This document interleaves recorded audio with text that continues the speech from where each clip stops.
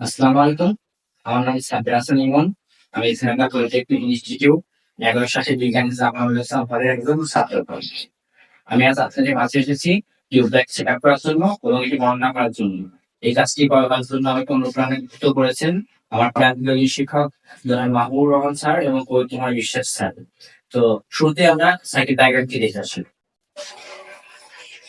এই tubelight set up করার জন্য আমাদের কিছু সরঞ্জামের প্রয়োজন হবে, যেমন চোখ কয়েল বা ব্লাস্ট, স্টার্টার, একটি টিউবলাইট, কিছু তার এবং এসি সাপ্লাইয়ের প্রয়োজন হবে এবং টিউবলাইট হোল্ডারের প্রয়োজন হবে।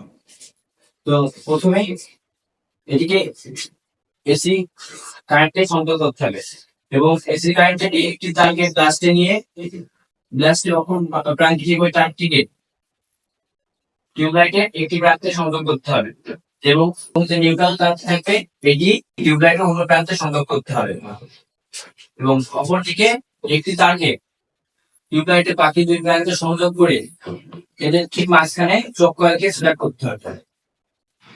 এই মুহূর্তে আমরা চলে আসলাম প্র্যাকটিক্যালি আপনাদের সব কিছু দেখানোর জন্য।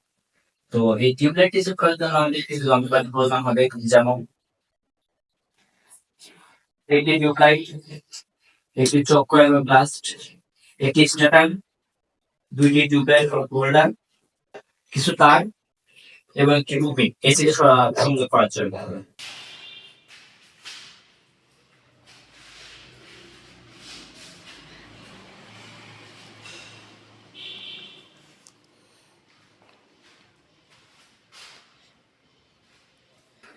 তো সুপ্রিয় দর্শক, আমাদের টিউবলাইটটি সংযোগ করা শেষ।